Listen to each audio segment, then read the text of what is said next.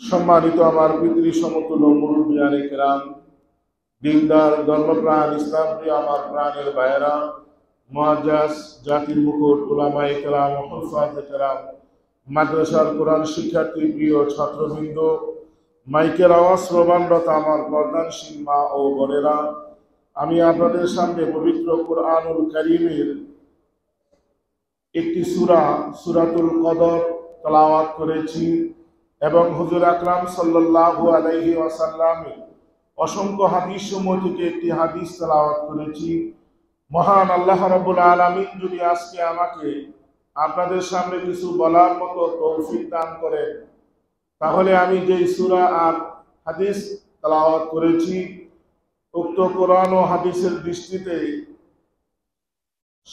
ইতিকাফ এবং শবে কদর সম্পর্কে সংক্ষিপ্ত পরিসরে আলোচনা করার চেষ্টা করব।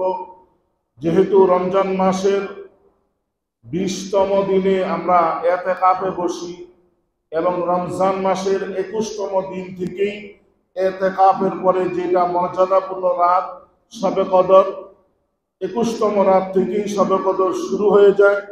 তাই এই সপ্তাহে শবে কদর আর ইতিকাফের আলোচনা করাই বেশি প্রয়োজন বলে মনে করি। এই জন্য আমি আজকে ইতিকাফ আর শবে কদর সম্পর্কে সংক্ষিপ্ত পরিসরে আলোচনা করব ইনশাআল্লাহ। মহান আল্লাহ রাব্বুল আলামিনের দরবারে আমি ফরিয়াদ জ্ঞাপন করব, আয় আল্লাহ, যা কিছু আমি আজকে আপনাদের সামনে আলোচনা করব, যা কিছু আমার আলোচনা শুনবেন, মহান আল্লাহ তাআলা যেন আমাদের সকলকে আমল করা তৌফিক দান করে, আমরা বলি আমিন।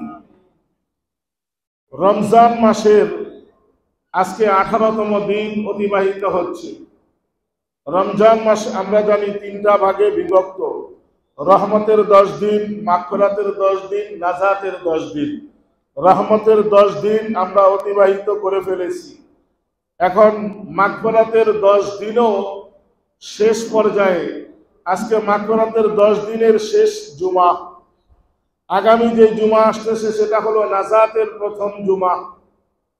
মাগফিরাতের শেষ 10 দিনের আজকেই শেষ জুমা, আর মাত্র 2 দিন পরেই মাগফিরাতের দিনগুলা চলে যাবে। তারপরে আসতেছে নাজাতের 10 দিন। রমজান মাসের শেষ 10 দিন অত্যন্ত দামি। রাসূলুল্লাহ সাল্লাল্লাহু আলাইহি ওয়াসাল্লাম বলতেছেন, আশরুম আওয়াখির ইতকুম মিনান নার। রাসূল বলেন, রমজানের শেষ 10 দিন হলো জাহান্নাম থেকে নাজাতের দিন। বলেন সুবহানাল্লাহ। সুতরাং রমজানের প্রথম 10 দিনে আমরা যারা রহমত পেয়েছি তারা আল্লাহর কাছে শুকরিয়া আদায় করব। এখন প্রশ্ন আসে যে আমরা কিভাবে আল্লাহর রহমত পেয়েছি, এটা আমরা বুঝবো কিভাবে? বুঝার উপায় হলো একটাই, যে রমজান মাসের শুরু থেকেই যারা গুনাহ মুক্ত হয়ে পরিপূর্ণভাবে রমজান মাসের রোজাগুলা রাখতে পারছে, তারাবিগুলা আদায় করতে পারছে এবং আল্লাহ তাআলার প্রতিটা হুকুম সঠিকভাবে পালন করতে পারছে, তাদের উপরেই আল্লাহর রহমত নাজিল হয়েছে। যারাই এই 18 দিনের ভিতরে বিভিন্ন গুনার কাজে লিপ্ত ছিল, বিভিন্ন আল্লাহ তাআলার হুকুম ঠিকমতো পালন করে নাই, তারা মনে করবে যে তাদের উপর আল্লাহর রহমত নাজিল হয় নাই এবং তাদের উপর আল্লাহ তাআলার মাগফিরাতও নাজিল হয় নাই। যেহেতু তারা রমজান মাসের 18 দিন অতিবাহিত করে ফেলেছে, এখনো যদি আমরা কোনো গুনার কাজে লিপ্ত থাকি, এখনো যদি আমরা আল্লাহ তাআলার বিধান লঙ্ঘন করি, তাহলে বুঝতে হবে যে আল্লাহ এখনো আমাকে ক্ষমা করে নাই। আর রাসূল হাদিসে বলছেন, রমজান মাস পাইয়া যে নিজের গুনাহ আল্লাহর কাছে ক্ষমা করাইতে পারল না, ওই ব্যক্তি ধ্বংস হয়ে যাও, ওই ব্যক্তি হালাক হয়ে যাও। জিবরাইল আমিন আল্লাহর নবীকে এই কথা বলছেন। আল্লাহর নবী বলেন আমিন। সুতরাং যেখানে জিবরাইল বলছে আর ওই সমর্থনে আল্লাহর নবী আমিন বলছে, সুতরাং সেটা তো অবশ্যই ডাইরেক্ট লেগে যাবে। এই জন্য আমরা যারা রমজান মাসের আজকে 18তম দিন অতিবাহিত করে ফেলেছি, জানি না আল্লাহ আমাদের গুনাহ ক্ষমা করেছে কিনা। আল্লাহর কাছে আমরা গুনাহ ক্ষমা চেয়েছি। এই 18 দিনে আল্লাহর কাছে আমরা কেঁদে চোখের পানি ফেলে আল্লাহর কাছে ক্ষমা চাইছি। তবে আল্লাহ আমাদের গুনাহ ক্ষমা করেছে কিনা এটা আমরা বুকে হাত দিয়া কেউ বলতে পারবো না। তবে আমরা আশা রাখবো, আশা এমন ভাবে রাখবো 100% আশা করতে হবে যে অবশ্যই আল্লাহ আমাদের গুনাহ ক্ষমা করে দিবেন বা দিয়েছেন। আবার 100% ভয়ও করতে হবে যে রমজান মাসে শয়তানকে তো শিকলবন্দি করা হয়েছে, কিন্তু শয়তান আমাদের আগে যে আমাদের মাঝে যে অভ্যাসগুলা তৈরি করে দিছে, এই অভ্যাসের শয়তানি তো আমরা এখনো ছাড়তে পারি নাই। ওই কারণে যদি আমার কোনো গুনাহ হয়ে যায়, আপনার যদি কোনো গুনাহ হয়ে যায়, আর এই গুনাহ কারণে যদি আল্লাহ আমাদের ক্ষমা না করে, এই ভয় অন্তরে পোষণ করতে হবে। আশা এবং ভয় মনের ভিতরে, গুনাহ ক্ষমা করার আশা, আল্লাহর রহমতের আশা করতে হবে এবং আল্লাহর আযাবের ভয় অন্তরে পোষণ করতে হবে। এই দুইটা জিনিস যার অন্তরে আছে, আল্লাহ নবী বলতেছেন তাকে অবশ্যই আল্লাহ নাজাত দিবেন, বলেন সুবহানাল্লাহ। আর যার আশা আছে কিন্তু ভয় নাই, তাকে আল্লাহ নাজাত দিবে না। কারণ যার জাহান্নামের ভয় নাই, যার আযাবের ভয় নাই, সে কোনো গুনার কাজ থেকে কোনোদিন বিরত থাকতে পারবে না। সে বেপরোয়া হয়ে গুনাহ করবে, কারণ তার গুনাহ করার কোনো ভয় নাই, আল্লাহর আযাবের কোনো ভয় নাই। আর যার ভিতরে ভয় আছে, সে গুনার কাজ করতে হলে অন্তরে চিন্তা ভাবনা করবে, গুনাহ করে ফেললে আল্লাহর কাছে তওবা করবে। আর যে যত বেশি গুনাহ করে আল্লাহর কাছে তওবা করে, আল্লাহ তার প্রতি তত বেশি খুশি হয়ে যান, বলেন সুবহানাল্লাহ। তাই তো আল্লাহ নবী বলতেছেন আত্তাইবু মিন যামবি কামাল্লা যামবা লাহু। যে ব্যক্তি গুনাহ করে আল্লাহর কাছে তওবা করে, ওই ব্যক্তি এমন হয়ে যায় সে যেন কোনো গুনাহই করলো না, বলেন সুবহানাল্লাহ। তাই আমরা মানুষ হিসাবে আমরা গুনাহ করা স্বাভাবিক, অন্যায় করা স্বাভাবিক, পাপ করা স্বাভাবিক। এজন্য আমরা যখনই কোনো অন্যায় গুনাহ করি, সাথে সাথে আল্লাহর কাছে তওবা করে নিব যে আল্লাহ, গুনাহ করেছি, আল্লাহ তুমি আমারে মাফ করে দাও। অন্যায় করেছি, আল্লাহ তুমি আমারে মাফ করে দাও। আল্লাহ তাআলা বান্দার প্রতি বেশি খুশি হয়ে তাকে মাফ করে দিবেন, বলেন সুবহানাল্লাহ। তাই এই রমজান মাসের মাগফিরাতের শেষ আজকে জুমার দিনে আল্লাহর কাছে ক্ষমা চাইতে হবে। এই মাগফিরাতের দিন মাত্র 2 দিন বাকি আছে। এই 2 দিনের ভিতরে যদি আল্লাহর কাছে আমরা ক্ষমা করাইতে না পারি বা ক্ষমা চাইতে না পারি, তাহলে আমার আপনার কি উপায় হবে আমরা একবার চিন্তা করে দেখি।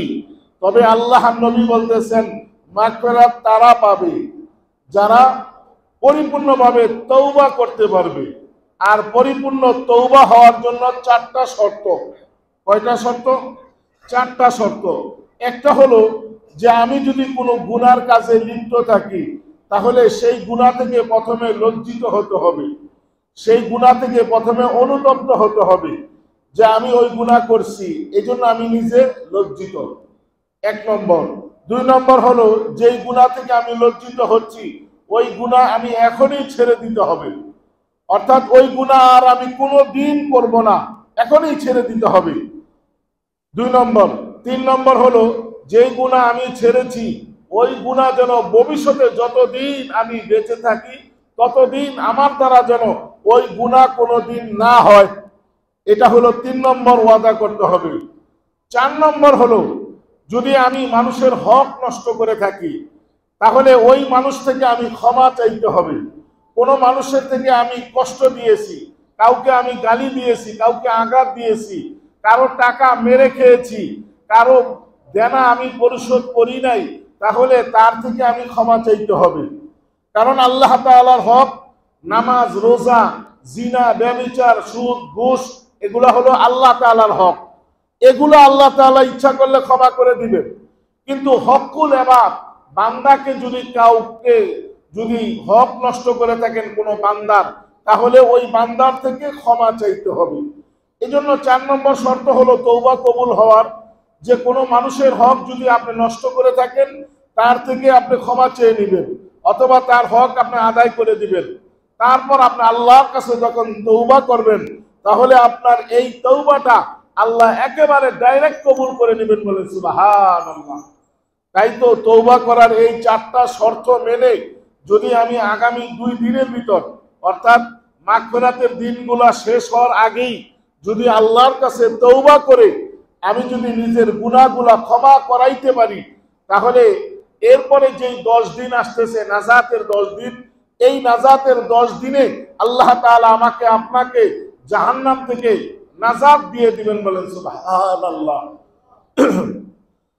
তো এই জন্য রমজান মাস হলো অনেক দামি মাস। এই রমজান মাস আল্লাহর কাছে অনেক দামি মাস। আমাদের বান্দাদের শ্রেষ্ঠ উপহার হিসেবে আল্লাহ তাআলা আমাদের নিয়ামত দিয়েছে। গত জুমায় আমি এই রমজান মাসে যাকাত সম্পর্কে আলোচনা করতেছিলাম। যাকাতের বিষয় সম্পর্কে আমি গত জুমায় আলোচনা করেছি। যেহেতু রমজান মাসে সংক্ষিপ্ত সময় এবং জুমার দিনে কোনো বিষয় নিয়ে আলোচনা করলে সেই বিষয় আসলে পরিপূর্ণ করা সম্ভব না, তারপরে যতটুকু ধারণা, যতটুকু বলা দরকার ততটুকু আমি বলেছি। তবে আমাদের মাঝে যদি কারো আরো বিষয় ওই বিষয়ে জানার থাকে, পরবর্তীতে আমার কাছে জিজ্ঞাসা করলে বা জানতে চাইলে আমি অবশ্যই তাদেরকে আলাদাভাবে বলে দেওয়ার চেষ্টা করব। তো গত জুমা আমি যাকাত সম্পর্কে আলোচনা করতেছিলাম। তো এই যাকাত আলোচনা করতে গিয়ে দুইটা প্রশ্ন আমাকে অনেকে জিজ্ঞাসা করছে। এই দুইটা প্রশ্নের ভিতরে হলো, যাদের উপর যাকাত ফরজ তারা কি ফিতরা দিবে কিনা, এটা হলো একটা প্রশ্ন। যাদের উপর যাকাত ফরজ তারা অবশ্যই ফিতরা আদায় করবে, এটা হলো উত্তর। অর্থাৎ একই ব্যক্তি যাকাতও দিবে, একই ব্যক্তি ফিতরাও দিবে। আমাকে বলা হয়েছে যে হুজুর আমি তো যাকাত দেই, আমার উপর তো যাকাত ফরজ, এখন কি আমি ফিতরাও দিব? তো এই প্রশ্নের উত্তর হলো অবশ্যই আপনাকে ফিতরা দিতে হবে। কারণ যাকাত আর ফিতরা এক জিনিস না, দুইটা পার্থক্য আছে। এই পার্থক্যটা আমাদের আগে বুঝতে হবে। যাকাত হলো আল্লাহ তাআলার একটা ফরজ বিধান। নামাজ যেমন নাকি ফরজ, রোজা যেমন নাকি ফরজ, হজ যেমন নাকি ফরজ, ঠিক তেমনি ভাবে যাকাত এটাও হলো আল্লাহ তাআলার একটা ফরজ বিধান। এই যাকাত আমার আপনার ধন সম্পদ দিয়ে আমরা আদায় করি। এই যাকাত কোনো গোপন করে লুকিয়ে অথবা আড়ালে দেওয়ার কোনো বিষয় না, যে আপনার উপর যাকাত ফরজ হয়েছে আপনি গোপনে যাকাত আদায় করে দিবেন, এই বিষয়টা এমন না। দান সদকা হলো গোপনে করবেন, কেউ যেন না জানে।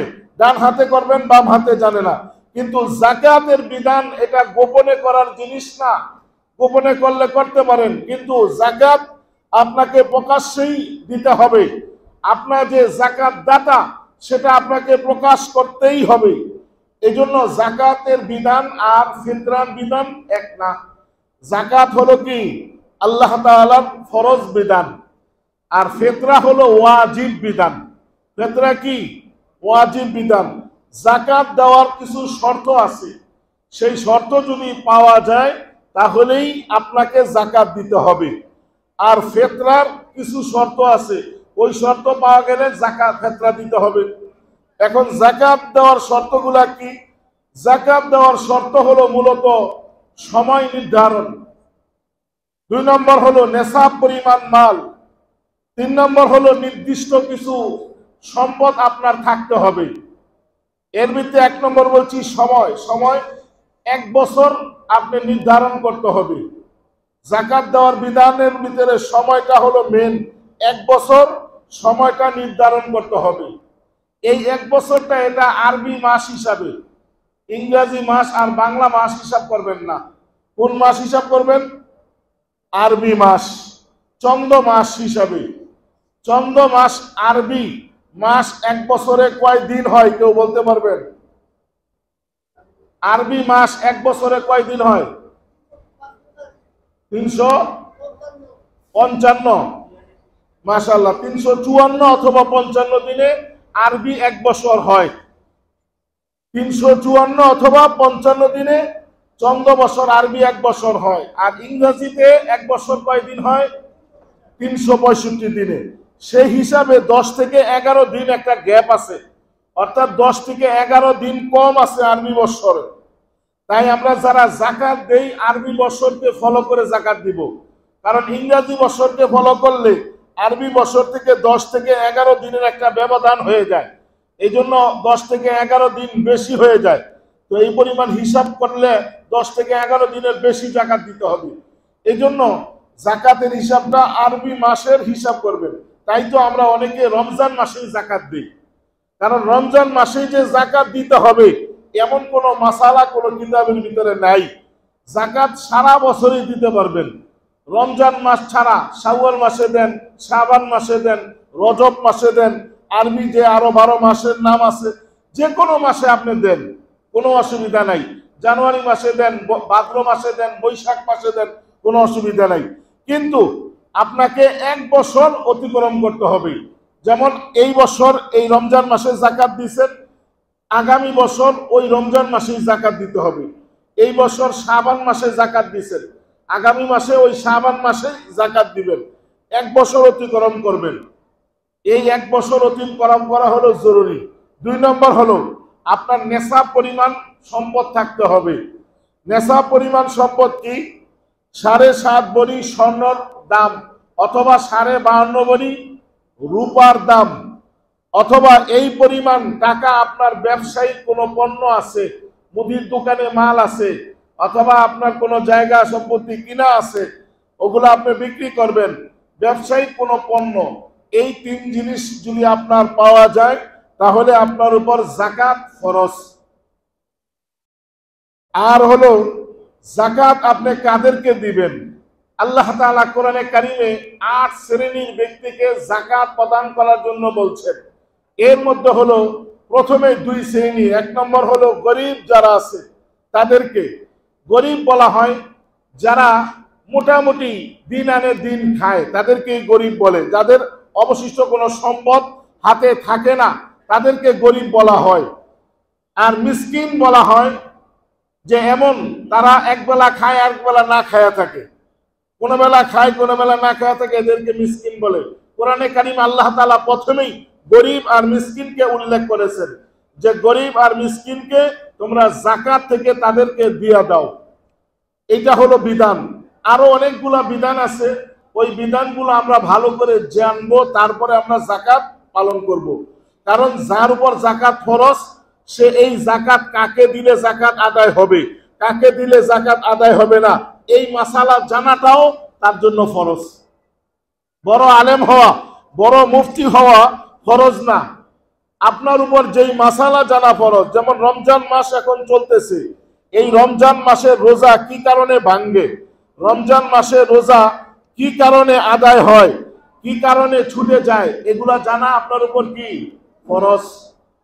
তারপর জাকাত এখন আপনার উপর ফরজ। এখন জাকাতটা কাকে দিলে আদায় হবে, কাকে দিলে আদায় হবে না, এই মাসালাগুলা জানা আপনার উপর ফরজ। সুতরাং আমি বলতেছিলাম জাকাত আর ফিতরা এক জিনিস না।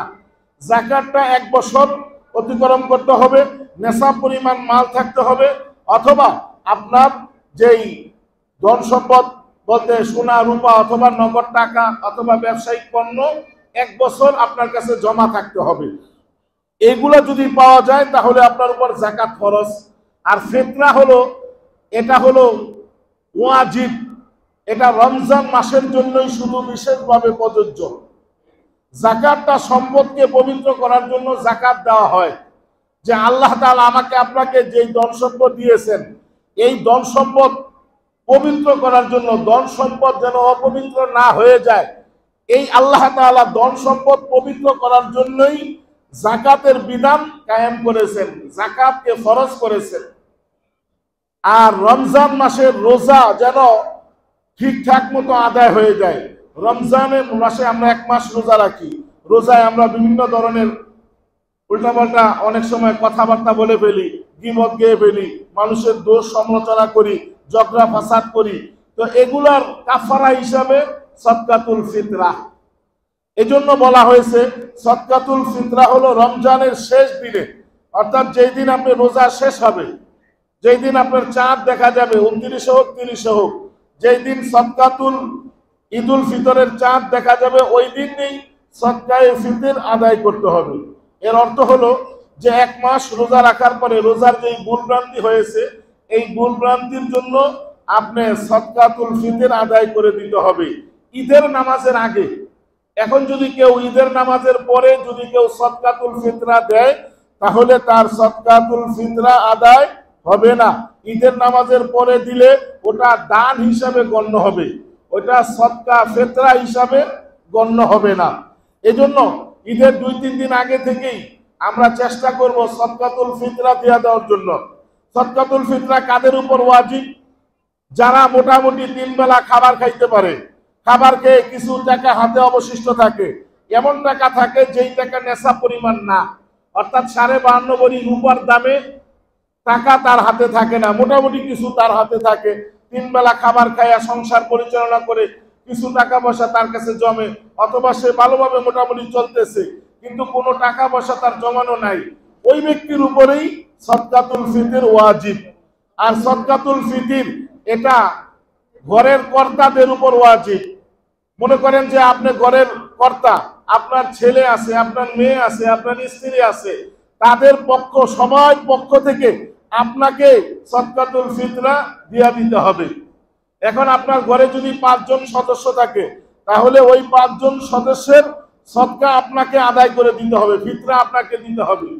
আমি গত জুমায় বলেছি যে এই বছর সর্বনিম্ন সদকাতুল ফিতরা যেটা আমরা বাংলাদেশে ইসলামিক ফাউন্ডেশন থেকে ধার্য করা হয় 115 টাকা। এখন যদি কেউ মনে করেন যে 115 টাকা দিবেন, তাহলে 115 টাকাই দিতে পারেন, কোনো সমস্যা নাই। আবার এক শ্রেণীর লোক বলতেছে টাকা দিয়া ফিতরা দেওয়া জায়েজ নাই, খাদ্য দিয়া ফিতরা দিতে হবে। আসলে ফিতরা দেওয়ার নিয়মটা হলো খাবার দিয়া। আর যাকাত আমি গত জুমায় বলেছি, যারা যাকাতের লুঙ্গি দিবেন, যারা যাকাতের শাড়ি কিনবেন, যারা যাকাতের কোনো জিনিস কিনা মানুষকে যাকাত দিবেন, তারা তাদের যাকাত আদায় হবে না। যাকাতের লুঙ্গি কিনা হারাম, যাকাতের শাড়ি কিনা হারাম, যাকাতের কোনো পোশাক কিনা হারাম। কথা বলেন না কেন? গত জুমায় আমি বলেছিলাম যে যাকাতের টাকা দিয়ে কোনো জিনিস কিনা কাউকে যাকাত দেওয়া জায়েজ নাই, কারণ আল্লাহ তাআলা আপনার উপর যাকাত ফরজ করেছেন। এই ফরজটা আপনার কাছে গরিব টাকা পায়। গত জুমায় আমি উদাহরণ দিয়ে বুঝাইছিলাম যে আপনার কাছে যদি কেউ টাকা পায় আর এই টাকা না দিয়া তারে যদি মালটা কিনা দেন, অথবা ফল কিনা দেন, খেজুর কিনা দেন, সে কি খুশি হইব না বেজার হইব? বেজার হইব। বেটা আমি টাকা পাই, তুই টাকা দিবি, টাকা না দিয়ে আমারে ফল কিনা দেস কেন? বলবো নি? অবশ্যই বলবো।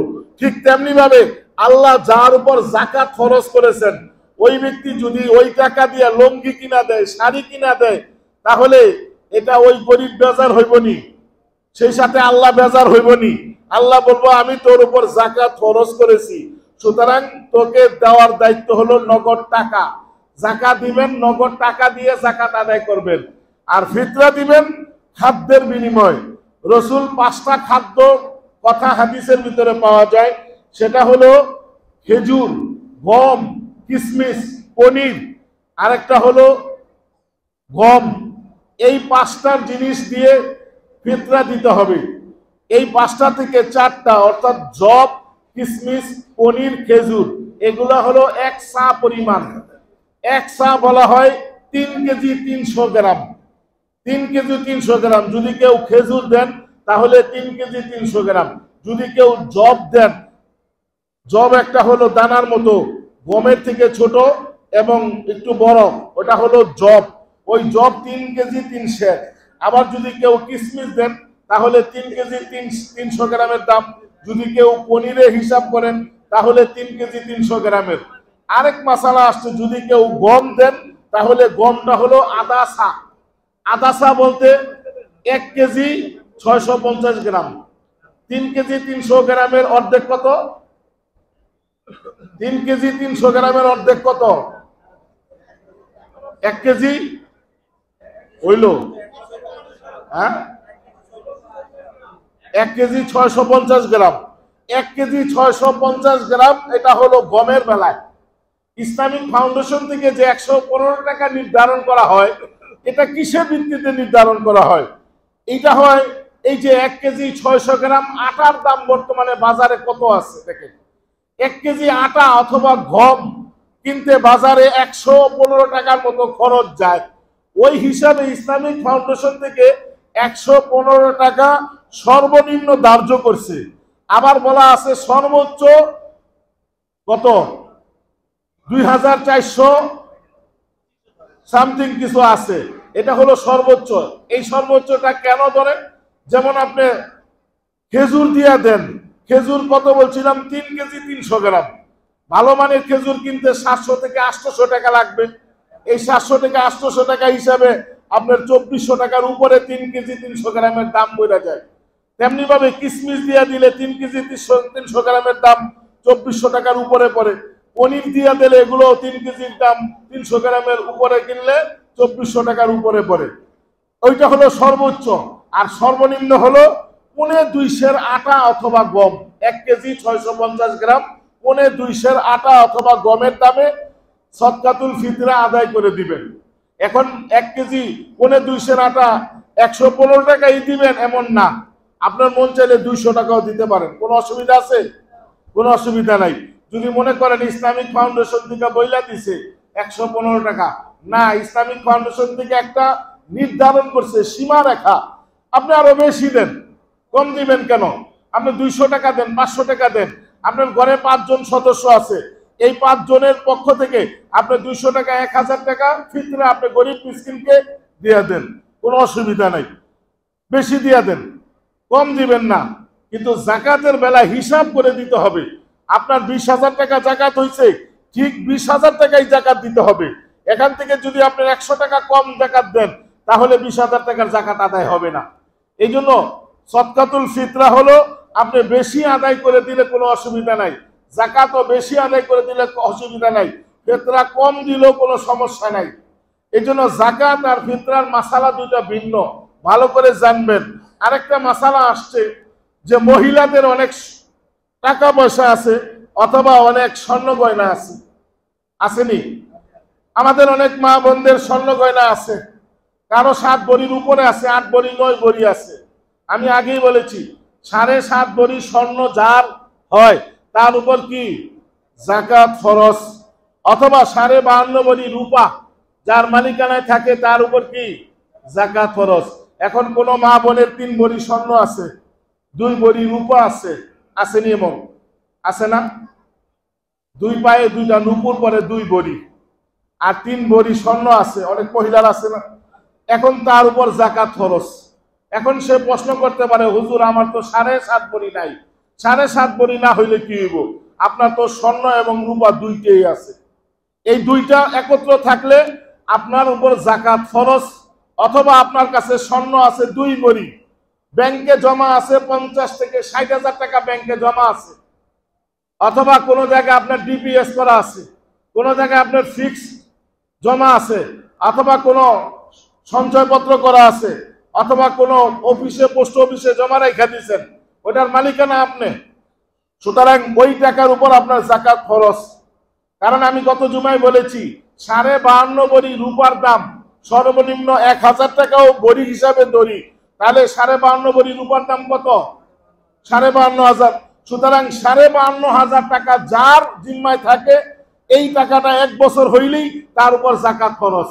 এখন মহিলাদের যে 7 ভরির উপরে যাদের স্বর্ণ আছে তাদের উপর জাকাত ফরজ। তো অনেকে প্রশ্ন করছে যে মহিলারা তো টাকা ইনকাম করে না, তারা জাকাতের টাকা কই থেকে দিব? আবার স্বর্ণ গয়না বিক্রি করলে স্বামী বাধা দেয় যে স্বর্ণ গয়না বিক্রি করা যাবে না। এখন কার উপর জাকাত ফরজ?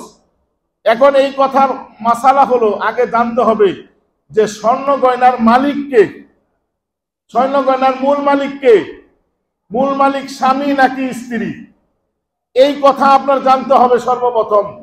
মহিলাদেরকে বলছি যে সর্বপ্রথম এই যে আপনার কাছে যে স্বর্ণ গয়না আছে, এই স্বর্ণ গয়নার মালিক আপনি নাকি আপনার স্বামী, এই কথা আগে পরিষ্কার থাকতে হবে। এখন যদি আপনার বাবার বাড়ি থেকে কিছু স্বর্ণ গয়না নিয়ে আসেন, সেটা নিঃসন্দেহে আপনি মালিক। অথবা আপনার বিয়ার সময় যদি স্বামীর মহারণা হিসাবে স্বামী যদি আপনাকে স্বর্ণ গয়না উপহার দিয়ে থাকে অথবা মহারণা থেকে দিয়ে থাকে, তাহলেও সেটার মালিক আপনি। আর যদি স্বামী বিদেশ থেকে আপনার জন্য স্বর্ণ নিয়ে আসে আর বউকে বলে এটা উপহার দিলাম, আর বউ যদি সেটা নিজের মালিকানা দাবি করে, তাহলেও সেটা নিজের মালিক। কিন্তু সেটা স্বামী থেকে পরিষ্কারভাবে জানতে হবে যে এই যে তুমি যে আমার স্বর্ণ গয়না বানায় দিছ, অথবা তোমার বাবাই যে আমার স্বর্ণ গয়না দিছে, তুমি বিয়ার সময় স্বর্ণ গয়না দিছে, এই স্বর্ণ গয়নার মূল মালিক কে? এই কথা আগে পরিষ্কার বলো। এই কথা কে বলবে? স্ত্রী স্বামীকে প্রশ্ন করবে। তখন স্বামী কি বলবে? আমদা আমদা করবে, আরে তোমার জিনিস তো আমার জিনিস, আমার জিনিস তো তোমার জিনিস, এত কথা কাউকে উপহার দিছি পড়তে থাকো। যদি বলি যে না এগুলা মালিক কিন্তু আমি, স্ত্রী মুখ কালা কইরা আর স্বামীর লগে কথাই কইব না, ঠিক কিনা? এই জন্য স্ত্রীদের দায়িত্ব হলো স্বামীকে প্রশ্ন করা, এই যে আমার এই স্বর্ণ গয়না এগুলা যে আমাকে দিয়েছো বা আমি ব্যবহার করি, এগুলার মালিকানা কে? আগে তুমি পরিষ্কার করে বলো। কোনো আমতা আমতা করা চলবে না। তোমার জিনিস আমার, আমার জিনিস তুমি করলে চলবে না। মূল মালিক কে সেটা বলো। যদি স্বামী বলে এই মূল মালিক তুমি, তাহলে স্ত্রী যদি আমার জিনিস বেচা কটকটি খেয়ে ফেলাই, আমার জিনিস যদি বাপের বাড়ি দিয়া দেই, আমার জিনিস বিক্রি করে যদি আমি মানুষকে দিয়া দেই, স্বামী বাধা দেওয়ার কোনো অধিকার আছে? বাধা দেওয়ার কোনো অধিকার নাই। যেহেতু স্বামী বলছে এই মালিকানা তোমার, যা স্বর্ণ গয়না আছে সব কিছু তোমার। এখন যদি কোনো স্বামী বাধা দেয়, তাহলে বুঝতে হবে ডাল মে কুছ কালা হে। মুখে বলে তুমি মালিকানা, কিন্তু মনে মনে বলে যে না তুমি মালিকানা, তোমার তো ব্যবহার করতে দিছি, সুতরাং দরকারের সময় আবার এগুলা বিক্রি করে আবার আমার কাছে আমি উদ্ধার করব, ঠিক কিনা? অনেক স্বামী এগুলা বলে। স্ত্রীকে বলে তুমি স্বর্ণ গয়না হাতটা ব্যবহার করো, তুমি কানের দুল ব্যবহার করো, কিন্তু স্বামী যখন আবার বিপদে পড়ে ওই স্ত্রীর জিনিস বিক্রি কইরা ওই বিপদ থেকে উদ্ধার হয়। অথচ তার দায়িত্ব ছিল যে স্ত্রীর যে মালিকানা স্বর্ণ, ওই মালিকানা স্ত্রীর কাছে আপনি আবেদন করবেন যে তোমার যে স্বর্ণ দিয়ে আছে এই স্বর্ণ কিছু বিক্রি করে আমার বিপদ থেকে আমি উদ্ধার হই। এইটা না কইরা স্বামীরা স্বামীগিরি দেখাইতে গিয়া স্ত্রীর জিনিস পায়, এই তোমার জিনিস দাও, জিনিস বিক্রি করে নিজেদের জিনিস উদ্ধার করে। স্ত্রীরা বলারও প্রয়োজন মনে করে না। আর কোন স্ত্রী যদি স্বামীর অনুমতি ছাড়া যদি কোনো স্বর্ণ গয়না বিক্রি করে যাকাত দেয়, আহারে ওই সংসারে তো তছনছ হয়ে যায়। আয় হায়, আমারে না জিগা স্বর্ণ বিক্রি করছো, আর এই স্বর্ণ বিক্রি কইরা তুমি যাকাত দিছো, এত বড় সাহস তোমার হইল কিভাবে? সুতরাং স্বামীরা যদি এই কথা বলে, তাহলে স্বামীদের এই কথা বলার অধিকার তখনই থাকবে যদি ওই জিনিসের মালিকানা তার থাকে। আর যদি স্বামী পরিষ্কার বলে দেয় যে এই স্বর্ণ গয়নার মালিকানা আমি না, এই স্বর্ণ গয়নার মালিকানা সম্পূর্ণ তুমি, তাহলে এখন স্ত্রীর দায়িত্ব হবে যদি 7.5 ভরি স্বর্ণ তার থাকে, ওই স্বর্ণ বিক্রি করে হলেও তার যাকাত পরিশোধ করা। এখন স্ত্রীদের কাছে টাকা নাই, কি করবে? কিন্তু তার স্বর্ণ আছে 8 ভরি, এখন আধা ভরি বিক্রি করে তার যাকাত তাকেই পরিশোধ করতে হবে। আর যদি স্বামী দয়া কইরা স্ত্রীর যাকাতটা পরিশোধ করে দেয়, সেটা ভিন্ন কথা। এটা স্ত্রীকে বলবে যে তোমার যে স্বর্ণ গয়না আছে ওগুলার যাকাতটা কিন্তু আমি আমার টাকাতে আমি দিয়ে দিচ্ছি, তাহলে এটা যাকাত আদায় হবে। আর যদি স্ত্রীর যাকাত যদি স্বামী না দিতে চায়, তাহলে স্ত্রীর যাকাত স্ত্রীকেই দিতে হবে। এখানে স্বামী যদি বাধা দেয়, সেই বাধা স্ত্রী মানা কোনো জায়েজ নাই। কারণ আল্লাহর বিধান যদি স্বামী লঙ্ঘন করে, তাহলে ওখানে স্বামীর কথা মানা জায়েজ আছে? স্বামীর কথা মানা জায়েজ নাই। সর্ব অবস্থায় স্বামীর কথা স্ত্রীর জন্য মানা ফরজে আইন। কিন্তু যেখানে আল্লাহর আইন, আল্লাহর ফরজ বিধান যদি বলে, স্বামী যদি বলে এই স্ত্রী বউ তুমি নামাজ পড়বা না, স্ত্রী যদি সেটা না মানে, এটা স্ত্রীর জন্য কোনো গুনাহ হবে? গুনাহ হবে না, কারণ নামাজ পড়া কি ফরজ। যদি স্ত্রীকে বলে তোমার উপর যাকাত ফরজ, তুমি স্বর্ণ বিক্রি করে যাকাত দিবা না, যদি স্বামী এই কথা বলে, তাহলে কোনো স্ত্রী এটা মানবেন না। কারণ কি? যাকাত হলো ফরজ বিধান। এখন কোন স্ত্রীর 7.5 ভরি স্বর্ণ মালিকানা আছে, তার কাছে নগদ টাকা নাই, স্বর্ণ বিক্রি কইরা হইল সে যাকাত পরিশোধ করতেই হবে। স্বামী বাধা দিল, স্বামী না মানলো, তার কোনো দেখার বিষয় না। কারণ যাকাত কি ফরজ, ফরজ বিধানে লঙ্ঘন করার কোনো সুযোগ নাই। তবে স্ত্রীদেরকে বলছি, যে স্ত্রীরা 3 কথা স্বামীর না মানবে, ওই স্ত্রী নামাজ রোজা হজ যাকাত পড়েও আল্লাহর জাহান্নামে তাকে যেতে হবে। কয় কথা? 3 কথা। একটা হলো স্বামীর অনুমতি ছাড়া যদি কোনো চাকরি বাকরি করে, অনেক মহিলা আসেনি স্বামীর অনুমতি ছাড়া চাকরি করে, ইনকামের রাস্তা খোঁজে, টিউশনি করে, বিভিন্ন জায়গায় টাকার ধান্দা করে, স্বামী জানে না। যদি এমন কোনো মহিলা থাকে তাহলে তার নামাজ রোজা হজ যাকাত হওয়ার পরও সে আল্লাহর জাহান্নামে তাকে যেতে হবে। 2 নম্বর হলো স্বামীর অনুমতি ছাড়া স্বামীর কোনো সম্পদ যদি কোনো স্ত্রী ধরে অথবা গ্রহণ করে অনুমতি ছাড়া, তাহলে এই সম্পদের ধরার কারণে, এই সম্পদ নেওয়ার কারণে তাকে জাহান্নামে যাইতে হবে। বর্তমানে অনেক স্ত্রীরা স্বামীর পকেট মারেনি। স্বামী পকেটে টাকা রাখলে ওখানে 500 টাকা 5টা নোট রাখছেন, ওখান থেকে একটা নোট সরাইয়া ফেলাইয়া তারপরে আপনি পকেটে দেখেন টাকা নাই। স্ত্রীর জিজ্ঞাসা করবেন টাকা নিস, হাই তোমার টাকা আমি নিছি নাকি? দেখবেন খুব গরম হয়ে যাইব, অথচ টাকাটা কিন্তু সেই নিছে। জিজ্ঞাসা করলে খুব গরম হয়ে যায়। আবার মনে মনে মাসালা কয় যে স্বামীর পকেট থেকে চুরি করা জায়েজ আছে, নিজের মাসালা নিজেই বানায় ফেলাইছে। অথচ হাদিসে পরিষ্কার ভাবে লেখা আছে স্বামীর অনুমতি ছাড়া স্বামীর পকেট থেকে যদি 1টি টাকাও কোনো স্ত্রী খরচ করে, তাহলে এই 1টি টাকার জন্য তাকে জাহান্নামে যেতে হবে। কারণ এই জন্য বর্তমানে যারা স্ত্রীরা আছে, যারা আমার ওয়াজ শুনতেছেন, বাড়িতে গিয়ে আপনারা বলবেন যদি আপনাদের স্ত্রীরা আপনাদের পকেট থেকে যদি টাকা পয়সা নিয়ে থাকে, তাহলে তারা যেন এখনই আপনাদের কাছে ক্ষমা চায়, স্বীকার চায় যে তোমার কাছে আগে যাই নিছি, মাফ করে দাও, সামনে আর নিব না। যদি এই স্বীকার না যায়, মাফ না চায়, তাহলে এই জন্য তাকে জাহান্নামে যেতে হবে। 2 নম্বর কথা। 3 নম্বর হলো স্বামীর অনুমতি ছাড়া যদি কেউ নফল ইবাদত বন্দেগী করে, তাহলে তাকে জাহান্নামে যেতে হবে। এখন স্বামীর অনুমতি ছাড়া নফল ইবাদত বন্দেগী করা জায়েজ নাই, আগে আমি বলেছি। সুতরাং এই 3 কথা, একটা হলো স্বামীর অনুমতি ছাড়া কোনো ইনকামের রাস্তা খোঁজা, ইনকামের চেষ্টা করা, নিজে ইনকামের চেষ্টা করা, এটা কি জায়েজ নাই। স্বামীর অনুমতি ছাড়া স্বামীর সম্পদ ধরা, যেমন নাকি স্বামীর সম্পদ নষ্ট করা, এমনকি স্বামীর পকেটের থেকে টাকা নেওয়া, এটা কি জায়েজ নাই, হারাম।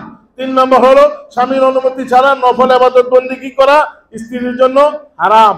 এই 3টা কাজ যারা করবে তারা জাহান্নামে যাবে, আর এই 3টা কাজ থেকে যারা বেঁচে থাকবে তারা জান্নাতে যাবে। বলেন সুবহানাল্লাহ।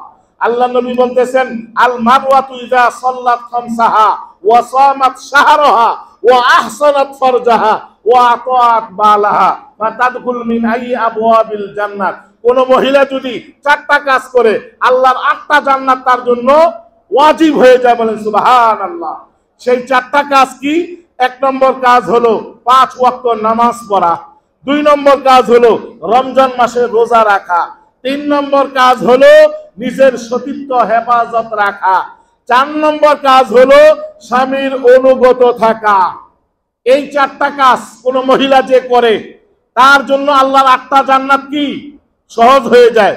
কিন্তু মহিলারা নিজে 5 ওয়াক্ত নামাজ পড়ে, রমজান মাসে রোজা রাখে, মাশাআল্লাহ নিজের সতীত্ব হেফাজত রাখে, কিন্তু স্বামীর কথা মতো চলে না। স্বামী ডাইনে গেলে সে বামে যায়, যায়নি। স্বামীর মন রক্ষা করে চলে না, তাহলে সে নামাজ পড়ে রোজা রেখে নিজের সতীত্ব হেফাজত করেও সে আল্লাহর জাহান্নামে যেতেই হবে, ঠিক কিনা? সুতরাং স্বামীর সন্তুষ্ট ছাড়া কোনো মহিলার জান্নাতে যাওয়ার সুযোগ নাই। একজন পুরুষ তার মা বাবার সন্তুষ্ট ছাড়া কোনোদিন জান্নাতে যাওয়ার সুযোগ নাই। যদি একজন পুরুষের মা বাবা অসন্তুষ্ট থাকে, তাহলে আল্লাহর জান্নাত এত সহজে পাবে না। যদিও সে নামাজ রোজা ইবাদত বন্দেগী হজ যাকাত সব করছে, কিন্তু মায়ের মনে কষ্ট দিছে, বাবার মনে কষ্ট দিছে, তাহলে ওই সন্তান কোনোদিন আল্লাহর জান্নাত পাবে না। আরেকজন স্ত্রী নামাজ রোজা হজ যাকাত ইবাদত বন্দেগী সব করছে, কিন্তু স্বামীর মনে আঘাত দিছে, স্বামীর মন জয় করে চলে নাই, তাহলেও ওই মহিলার জন্য আল্লাহর জাহান্নামে যেতেই হবে, ঠিক কিনা? সুতরাং আল্লাহ তাআলা আমাদের সবাইকে সঠিকভাবে বুঝার এবং সেই অনুযায়ী আমল করার তৌফিক দান করুক, আমরা বলি আমিন। বলতেছিলাম রমজানের শেষ 20 দিনে আমরা চলে এসেছি। এই যে আজকে রমজানের 18তম দিন, আর 2 দিন পরেই রমজানের শেষ 10 দিনে আমরা পদার্পণ করব। রমজানের শেষ 10 দিনে বিশেষ করে 2টা আমল সবচেয়ে দামি আমল। কয়টা আমল? 2টা আমল। তার মধ্যে 1 নম্বর হলো ইতিকাফ। 1 নম্বর কি? ইতিকাফ। রমজানের শেষ 10 দিনের 2টা আমলের প্রথম নম্বরটা কি? এতেকাফ। দ্বিতীয় নম্বর হলো শবে কদর। এই দুইটা আমল হলো খুব দামি জিনিস। এখন এতেকাফ কাকে বলে? এতেকাফ কত প্রকার এটা আগে প্রথমে আমাদের জানতে হবে। এতেকাফ বলা হয় অবস্থান করা, অবরুদ্ধ করা, নিজেকে কোনো জায়গায় আবদ্ধ করার নাম হলো এতেকাফ। আর এতেকাফ কত প্রকার? এতেকাফ 3 প্রকার। 1 নম্বর হলো এতেকাফ নফল এতেকাফ, 2 নম্বর হলো সুন্নতে মুআক্কাদা কিফায়া, 3 নম্বর হলো ওয়াজিব এতেকাফ। এতেকাফ কয় প্রকার? 3 প্রকার। নফল এতেকাফ, সুন্নতে মুআক্কাদা, কিফায়া। কিফায়া মানে একজন আদায় করলে 10 জন হক আদায় হয়ে যাবে, এটাকে বলা হয় কিফায়া। 3 নম্বর হলো ওয়াজিব। এখন নফল এতেকাফ কাকে বলে? নফল এতেকাফ যে কোনো সময় আপনি এতেকাফ করতে পারেন। এই যে আমরা মসজিদে জুমার নামাজ পড়তে আসছি, ধরেন এখন মসজিদে ঢুইকা আমরা মসজিদের দোয়া পড়া, দুরূদ শরীফ পড়া, বিসমিল্লাহ করে মসজিদে বসে গেলাম। বসে আমরা নিয়ত করলাম যে যতক্ষণ মসজিদে বসছি, হুজুর যতক্ষণ বয়ান করে বা জুমার নামাজ যতক্ষণ মসজিদে আমরা থাকবো ততক্ষণ এতেকাফের নিয়তে থাকবো। এটা হলো নফল এতেকাফ। এই যে আমরা এখানে আসছি, যতক্ষণ আমরা মসজিদে বসছি, আমরা নিয়তটাকে কি হলো? এতেকাফের নিয়তে আমরা এখানে মসজিদে বসে আছি, এটাকে বলা হয় নফল এতেকাফ। 2 নম্বর হলো সুন্নতে মুআক্কাদা কিফায়া। এটা হলো রমজান মাসের শেষ 10 দিনের এতেকাফ। এটা হলো সুন্নতে মুআক্কাদা কিফায়া। সুন্নতে মুআক্কাদা বলা হয় এমন সুন্নত যেই সুন্নত আদায় করলে আপনার গুনাহ সওয়াব আছে, আর ছেড়ে দিলে গুনাহ আছে, ঠিক কিনা?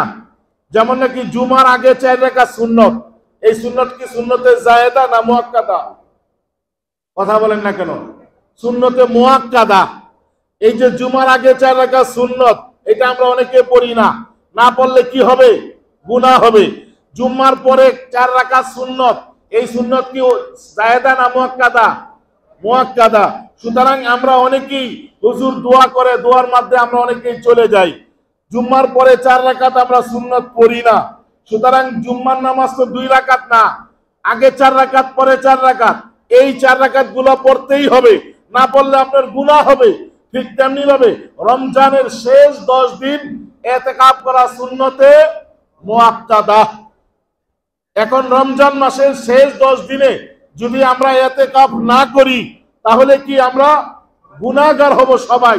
এই জন্য আমরা বলা আছে সুন্নতে মুআক্কাদা কিফায়া, অর্থাৎ রমজান মাসের শেষ 10 দিনে মহল্লার মসজিদ থেকে যে কোনো মহল্লার একজন ভাই যদি মসজিদে এতেকাফে বসে যায় রমজান মাসের শেষ 10 দিনে, তাহলে মহল্লাবাসী সবাই সুন্নতে মুআক্কাদার গুনাহ থেকে বাঁচতে পারবো। আর যদি মহল্লার একজনও যদি এতেকাফে রমজান মাসের শেষ 10 দিনে না বসে, তাহলে মহল্লার এই এলাকার সবাই সুন্নতে মুআক্কাদার গুনাহ আমাদের আমলনামায় আসবে, ঠিক কিনা? এই জন্য আমরা চেষ্টা করব, এই যে আজকে রমজান মাসের 18 তারিখ, কালকে 19 তারিখ, পরশুদিন 20 তারিখ, অর্থাৎ রবিবার দিন 20 তারিখ, 20শে রমজান। আগামী রবিবার দিন সূর্য অস্ত পড়ার আগেই, অর্থাৎ সূর্য অস্ত যাওয়ার আগেই আমরা আমাদের সামান নিয়ে যারা এতেকাফের নিয়ত করেছি আমরা মসজিদে চলে আসব। তারপর ঈদের চাঁদ যখন উঠবে, অর্থাৎ চাঁদ রাতে ঈদের চাঁদ দেখে আমরা এতেকাফ থেকে মসজিদ থেকে বের হইব। অনেকে আমরা মনে করি এতেকাফ অনেক কঠিন জিনিস। এতেকাফ কোনো কঠিন কোনো বিষয় না। এতেকাফে আসলে অনেকে মনে করে কোনো কথাবার্তা বলা যাবে না। হ্যাঁ, এতেকাফে অনেক মাসালা আছে, অন্যান্য বাজে কথা বলবেন না, ফোন টেলিফোন রেখে আসবেন, দরকারি কথা সবই বলতে পারবেন, কোনো অসুবিধা নাই। এই জন্য আমরা সকলেই চেষ্টা করব এতেকাফে বসার জন্য। বর্তমানে আমরা বুড়া মানুষ যারা আছে তারা এতেকাফে আমরা বসার চেষ্টা করি, জুয়ান মানুষগুলা আমরা এতেকাফে বসতে চাই না। কেন? জুয়ান বয়সে এতেকাফে বসেন না, যুবক বয়সে মসজিদে যদি এতেকাফে বসা যান আর আল্লাহর কাছে বললেন যে আল্লাহ যতক্ষণ না পর্যন্ত আমার গুনাহ মাফ না করছো, যতক্ষণ না পর্যন্ত সবে কদর তুমি আমার আমলনামায় না দিছো, ততক্ষণ পর্যন্ত আমি আর মসজিদ থেকে বের হইব না। এই কথা যদি একজন যুবক বলে, আহারে আল্লাহ কত বেশি খুশি হয়ে যায় যে দেখ এই যুবক ইচ্ছা করলে গুনাহ করতে পারতো, এই যুবক বাইরে থাকলে কত গুনাহ করতে পারতো, এই গুনাহ না কইরা সে মসজিদে অবরোধ করে বসে আছে। মসজিদে নিজের স্থির করে বসে আছে নিজের দাবি পাওয়ার জন্য, সুতরাং আমি তার গুনাহ মাফ করে দেই। আমি তার সবে কদর যে এক রাত ইবাদত করলে 1000 মাস সওয়াব, ওই 1000 মাসের সওয়াব তার আমলনামায় আল্লাহ লিখে দিবেন, বলেন সুবহানাল্লাহ। তাই তো আমরা চেষ্টা করব যুবক বয়সের ইবাদত বন্দেগী করার জন্য। বুড়া বয়সে ইতিকাফ বসে, মসজিদে আইসা ইতিকাফ বসে, এই বুড়া মানুষের গুনাহ করার কোনো ক্ষমতা আছে? গুনাহ করার ক্ষমতা নাই। সে বাইরে থাকলো কি মসজিদে থাকলো কি, বাইরে থাকলে কি সে জিনা করতে পারবে? সে আকাম কুকাম করতে পারবে? কারো ঘুষি মাইরা থুতা ফাটাই দিতে পারবে? পারবে না। কোন জিনিস ভাঙচুর করতে পারবে? পারবে না। ওই বুড়া মানুষটা আইসা মসজিদে আইসা শেষ 10 দিনে বসে ইতিকাফ করে, সে গুনাহ করার কোনো ক্ষমতা নাই। সে বাইরে থাকলো কি মসজিদের ভিতরে থাকলো কি, আল্লাহ এত বেশি ইন্টারেস্ট হয় না বুড়া মানুষের প্রতি।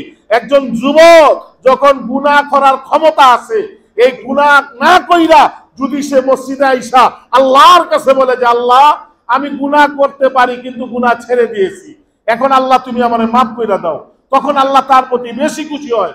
তখন আল্লাহ বলে যে বান্দা রে, তুই গুনাহ করতে পারস, এই ক্ষমতা আমি তোরে দিছি, গুনাহ না কইরা আমার জাহান্নামের সাজার ভয়ে তুই আমার কাছে ক্ষমা চাইছ, আমি তোরে মাফ করে দিলাম, বলে সুবহানাল্লাহ। তাই এই রমজান মাসের শেষ 10 দিনের ইতিকাফ অত্যন্ত দামি ইতিকাফ। আমরা কোনো জিনিস আদায় করতে হলে দাবি করিনি, সরকারের কাছে দাবি করি, রাস্তায় স্লোগান দেই, অবরোধ করি যে এটা আমাদেরকে দিতেই হবে, দিতেই হবে। সুতরাং দাবি অনশন আমরা করি, অনশন দাবি করলে, অবরোধ করলে সরকার দিতে বাধ্য হয়।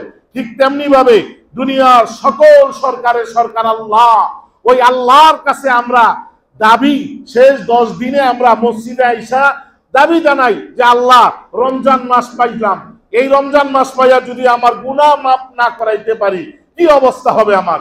এই জন্য ইতিকাফে বৈশা আল্লাহর কাছে গুনাহ মাফের ক্ষমা চাইব। অবশ্যই আল্লাহ ওই বান্দাকে ক্ষমা করে দিবেন, বলে সুবহানাল্লাহ। কারণ একটা মানুষ যখন মসজিদে থাকে সে কোনো গুনাহ করতে পারে না। একটা মানুষ মসজিদে থাকলে মসজিদের পরিবেশে গুনার কথা প্রশ্নই আসে না, গুনার কথা কল্পনাই করা যায় না। তাই শেষ 10 দিনে মসজিদে থাইকা গুনাহ মাফ করা এত সহজ, বাহিরে থাইকা গুনাহ মাফ করা এত সহজ না। তাই আমরা চেষ্টা করব রমজান মাসের শেষ 10 দিনে ইতিকাফে বসার জন্য। রসুলের উপর যখন রমজান মাসের ফরজ নাজিল হইল, অর্থাৎ হিজরতের দ্বিতীয় বছরে মদিনায় যখন রসুল গেলেন, মদিনায় প্রথম বছরে রমজান মাসের রোজা ফরজ হয় নাই, দ্বিতীয় বছরে রমজানের রোজা ফরজ হয়েছে। মদিনায় রসুল কয় বছর ছিলেন? কে বলতে পারবে? 10 বছর রসুল কোথায় ছিলেন? মদিনায় ছিলেন।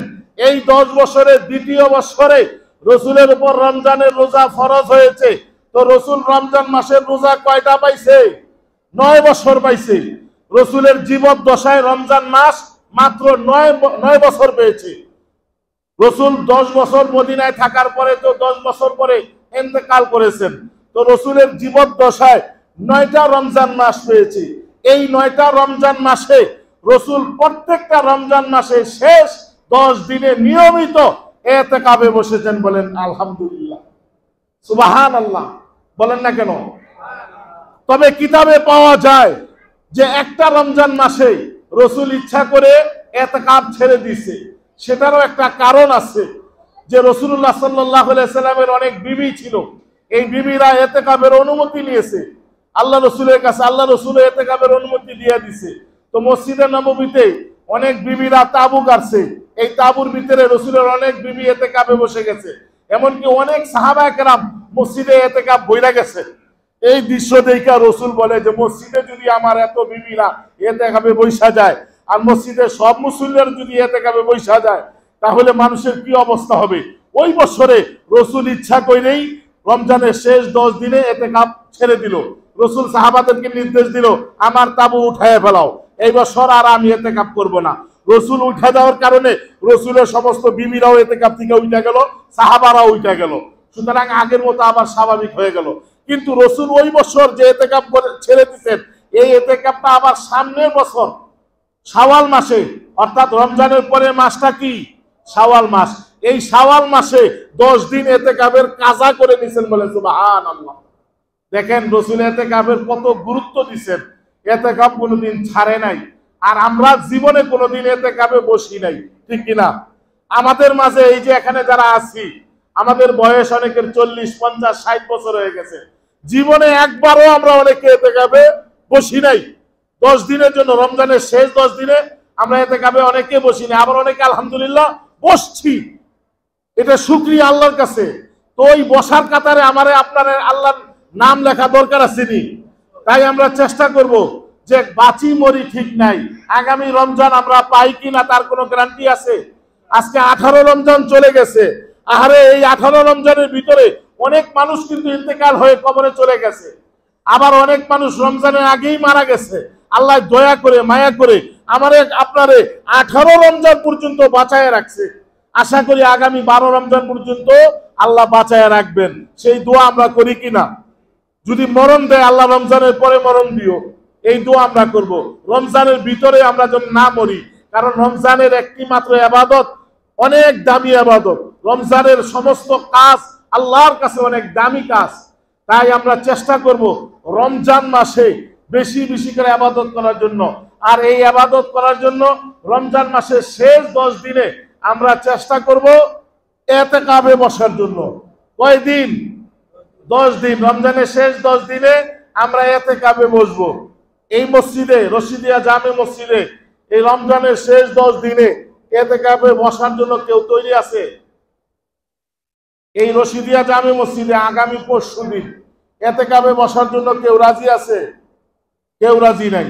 একজন মুরব্বী আছে আমাদের মসজিদে, নিয়মিত মুসল্লি, আলহাজ মতিউর রহমান সাহেব। উনি জরুরি কাজে আমার কাছে বইলা গেছে, দেশের বাড়িতে গেছে। দেশের বাড়ি কাজ সাইরা উনি আগামী 20 রমজান সূর্যাস্তের আগেই এতেকাবে বসবে। বলেন আলহামদুলিল্লাহ। উনি আমাদের মসজিদে নিয়মিত মুসল্লি, এখানকার পাশাপাশি ওনার বাড়ি আছে। উনি প্রতি বছর এতেকাবে বসে। ওনার কি টাকা লাগছে? উনি আমাদের গুনার দায় মাপ দিবে। প্রতি বছর উনি এতেকাব করবে আর আমাদের গুনাহ উনি মুক্ত করবে। আমরা কেউ না এতেকাবে বসতে পারি না। আমাদেরও তো আগ্রহ থাকা দরকার, আমরাও চেষ্টা করবো। আমরা তো এই এলাকার বাসিন্দা, সুতরাং আমরা 10 দিন না পারি 2 দিন 3 দিন আমরা এতেকাব পারবো কিনা চেষ্টা করব রমজানের শেষ 10 দিনে এতেকাবে বসার জন্য। আর এতেকাবের বসে একটাই লাভ, সেটা কি? শবে কদর আমরা পেয়ে যাব। শবে কদর আমরা 27শে রমজানে পালন করি, এটা কি ঠিক না বেঠিক? বেঠিক। কারণ 27শে রমজান নির্দিষ্ট যে শবে কদর কোনো কিতাবের ভিতরে আমরা খুঁজে পাই নাই। যারা বলে যে 27শে রমজান শবে কদর, তারা ভুল বলে। এটা হতে পারে, কি হতে পারে? আবহাওয়া অফিসে কি বলে? আগামীকাল বৃষ্টি হতে পারে, আগামীকাল বৃষ্টি হবে। কোন আবহাওয়া অফিসে বলে? বলে না। আবহাওয়া অফিসে বলে যে আগামীকাল ভূমিকম্প হতে পারে, আগামীকাল বৃষ্টি হতে পারে, হইতে পারে, নির্দিষ্ট বলতে পারে না। ঠিক তেমনি ভাবে রমজানের 27 তারিখে শবে কদর হতে পারে, কিন্তু আল্লাহর নবী পরিষ্কার ভাষায় বলতেছেন যে রমজান মাসের শেষ 10 দিনে আমরা এতেকাব তালাশ করি। সাহাবায়ে কেরাম বলল, রমজান মাসের শেষ 10 দিনে কোন কোন দিনে? আল্লাহর নবী বললেন রমজান মাসের শেষ 10 দিনের বেজর রাতগুলা, বেজর রাতগুলাতে আমরা এতেকাব খুঁজবো। বেজর রাতগুলা কয়টা? 5টা। রমজানের শেষ বেজর রাত কয়টা? 5টা। 21-এর রাত মনে রাখেন, 23-এর রাত, 25-এর রাত, 27-এর রাত, 29-এর রাত। এই 5টা রাত্রে আমরা এতেকাব খুঁজার তালাশ করব। এই 5টা রাত্রে আমরা পরিপূর্ণভাবে মসজিদে ইবাদত বন্দেগী করব। ইবাদত বন্দেগী করে আল্লাহর কাছে চাইবো যে আল্লাহ শবে কদর তুমি আমারে নসিব করে দাও। কারণ আল্লাহ কোরআনে কি বলেন? লাইলাতুল কদরি খায়রুম মিন আলফি শাহর। লাইলাতুল কদরের একটা রাতের ইবাদত 1000 মাস ইবাদত করলে যেই সওয়াব, ওই সওয়াব আপনার আমলনামে আল্লাহ দিয়ে দিবেন। 1000 মাস কত? 83 বছর 4 মাস। সুতরাং এক রাত্র ইবাদত করলে 83 বছর 4 মাস সমান দিয়ে দিবে আল্লাহ। কোরআনে কারিমে বলেন আলফি, 1000 মাস। 1000 মাস কেন বললো? আল্লাহ বলতে পারতো 1 লক্ষ মাস, 1 কোটি মাস বলতে পারতো না? কিন্তু আরবি ভাষায় হাজারের উপরে কোনো শব্দ নাই। আলফুন এটা হলো হাজার, হাজারের উপরে আরবি কোনো শব্দ নাই। বাংলাতে যেমন নাকি আমরা হাজারের উপরে কি লক্ষ, লক্ষের উপরে কি কোটি, এভাবে আমরা বলি। কিন্তু আরবিতে 100, হাজারের উপরে আর কোনো লক্ষ কোটি নাই। ইংরেজিতে আমরা লক্ষ কোটির উপরে মিলিয়ন, ট্রিলিয়ন, বিলিয়ন আমরা বলিনি, অনেক আছে, কিন্তু আরবিতে হাজারের উপরে কোনো সংখ্যাই নাই। হাজার হলো সবচেয়ে বড় সংখ্যা। এই কারণে আল্লাহ কোরআনে কারিমে বলেন আলফি শাহর, 1000 মাস। 1000 মাস বলে নাই, খৈরুম বলছে, খৈরুম মিন আলফি শাহর। খৈরুম বলা হয় সর্বশ্রেষ্ঠ, অর্থাৎ 1000 মাসের চেয়েও উত্তম। সুতরাং আমরা রমজানের শেষ 10 দিনে যারা এতেকাফ করব, তারা নিঃসন্দেহে শবে কদর আমরা পেয়ে যাব। আজকে আমরা 27শে রমজান আনুষ্ঠানিকভাবে আমরা শবে কদর পালন করি। আসলে ওই দিন কিন্তু শবে কদর হইতেও পারে, আবার নাও হইতে পারে। এই জন্য আমরা চেষ্টা করব 20শে রমজানে যারা এতেকাফ বসবে, তারা সন্ধ্যার পরের থেকেই 21শে রাত শুরু হয়ে যায়। 20শে রমজান যারা এতেকাফ বসবে, তারা ওই রাত্রেই আমরা 21শে রাত্র পেয়ে যাব, ওই রাত্রে আবাদত করব। তারপর 23শে রাত্রে আমরা আবাদত করব, 25শে রাত্রে আবাদত করব, 27শে রাত্র সারা বাংলাদেশেই আমরা হাফেজ সব যারা আছে তারা খতমে কোরআন ওই রাত্রে শেষ করে। এটা একটা নিয়ম, আনুষ্ঠানিক আমরা পালন করি। কিন্তু ওই রাত্রেই যে শবে কদর, এটা কিন্তু আমরা গ্যারান্টি দিয়ে বলি না। ওই রাত্রের পরও আরেকটা রাত্র আছে, ওটা কোন রাত? 29শে রাত, অর্থাৎ 29শে রাত, ঈদের রাত্র। ওই রাত্রকে আমরা হেলাই দুলাই কাটাই। সুতরাং এই 5টা রাত্র আমরা শবে কদর তালাশ করার জন্য চেষ্টা করব। শবে কদর অত্যন্ত দামি রাত। এই রাত্র আল্লাহ কি করছেন? কোরআন নাজিল করছেন। সুতরাং রমজান মাস দামি কেন? প্রশ্ন আসেনি। রমজান মাস দামি হলো কোরআন নাজিল করার জন্য। রমজান মাস দামি কেন? কোরআন নাজিল হওয়ার কারণে। আর শবে কদর দামি কেন? কোরআন নাজিল হওয়ার কারণে। কারণ আল্লাহ তাআলা বলতেছেন শাহরু রমাদান আল্লাযী উনজিলা ফীহিল কুরআন। রমজান মাসে আল্লাহ কোরআন নাজিল করছেন। শুধু রমজান মাসে বলে নাই, ইন্না আনজালনাহু ফি লাইলাতুল কদর। লাইলাতুল কদরের রাতে আল্লাহ কোরআন নাজিল করেছেন, বলেন সুবহানাল্লাহ। এখন কোরআন নাজিলের প্রসেসটা হলো 2টা। কোরআন নাজিলের প্রসেস কয়টা? 2টা। একটা হলো 7 আসমান উপরে লৌহে মাহফুজ নামক একটা জায়গা আছে, সংরক্ষিত এলাকা। অনেক জায়গা আছে সংরক্ষিত এলাকা লেখা আছে, দেখবেন বিভিন্ন জায়গায় দেখবেন আবাসিক এলাকা, সংরক্ষিত এলাকা লেখা আছে। ওই আল্লাহ 7 আসমানের উপরে, এই আসমান প্রথম আসমান, এই আসমানের উপরে দ্বিতীয় আসমান, তৃতীয় আসমান, এইভাবে 7টা আসমান আছে। কয়টা আসমান? 7টা আসমান। বিশ্বাস করেননি? যারা বিশ্বাস না করে তারা কাফের হয়ে যাবে। বিজ্ঞানীরা বলে প্রথম আসমানের উপরে কোনো আসমান নাই। আসলে কি তারা ঠিক বলে না মিথ্যা কথা বলে? মিথ্যা কথা বলে, কারণ তাদের রিচার্জ করার ক্ষমতা নাই। এই জন্য তারা বলে যে ওখানে আর কোন আসমান নাই। কিন্তু আল্লাহ কোরআনে কি বলছেন? সাবআ সামাওয়াত। সুতরাং কোরআন এটা সত্য নেই। কোরআনে 1400 বছর আগে নাজিল হয়েছে। আজও পর্যন্ত কোরআনের একটা নকতা, একটা জের, একটা বাক্য কেউ পরিবর্তন করতে পারছে? কেউ পরিবর্তন করতে পারে নাই। আর কিয়ামত পর্যন্ত কোরআনের একটা নকতা, একটা অক্ষর কেউ পরিবর্তন করতে পারবে না। এটা আল্লাহ চ্যালেঞ্জ দিয়ে দিয়েছেন, ইন্না নাহনু নাযালনা যিকরা ওয়া ইন্না লাহু লাহাফিজুন। আল্লাহ কোরআনের ভিতরে বলেন, এই কোরআন আমি আল্লাহ নাজিল করেছি। এই কোরআন কিয়ামত পর্যন্ত সংরক্ষণ, হেফাজতের দায়িত্ব আল্লাহ নিজে বহন করবে, বলে সুবহানাল্লাহ। তাওরাত কিতাব কে নাজিল করেছে? জাবুর কিতাব কে নাজিল করেছে? ইনজিল কিতাব কে নাজিল করেছে? আল্লাহ নাজিল করেছে। কিন্তু সংরক্ষণের হেফাজতের দায়িত্ব আল্লাহ বহন করেন নাই। আল্লাহ বলেন নাই যে জাবুর কিতাব হেফাজত করব, তাওরাত কিতাব হেফাজত করব, ইনজিল কিতাব হেফাজত করব, বলছে? বলেন নাই। কিন্তু কোরআনকে বলছে। কোরআন যেহেতু কিয়ামত পর্যন্ত কোরআন, এই কোরআন আল্লাহ হেফাজত করবে। তাই এই কোরআন দামি কেন? এই কোরআন নাজিল হয়েছে লৌহে মাহফুজ থেকে ডাইরেক্ট একত্রে প্রথম আসমানে শবে কদরের রাত্রে। বলেন প্রথম আসমানে কোন রাত্রে নাজিল হয়েছে? শবে কদরে। লৌহে মাহফুজ থেকে একত্রে পুরা 30 পারা আল্লাহ প্রথম আসমানে নাজিল করেছে। আবার প্রথম আসমান থেকে দীর্ঘ 23 বছরে রসুলের উপর আল্লাহ তাআলা ধীরে ধীরে কোরআন নাজিল হয়েছে। কোরআন নাজিলের প্রসেস কয়টা? 2টা। ভালো করে মনে রাখবেন। 1 নম্বর প্রসেস হলো লৌহে মাহফুজ থেকে প্রথম আসমানে ডাইরেক্ট 30 পারা কোরআন নাজিল করেছেন।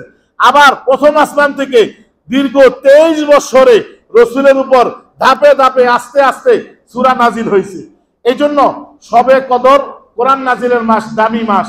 তাই আমরা চেষ্টা করব আগামী 20 রমজান থেকে আমরা এতেকাফে বসার জন্য এবং শবে কদর তালাশ করার জন্য। আল্লাহ যেন আমাদের সবাইকে এতেকাফে বসার, অন্ততপক্ষে শবে কদর যেন আল্লাহ আমাদের এই বছর প্রত্যেকের আমলনামায় নসিব করে দেয়, আমরা বলি আমিন।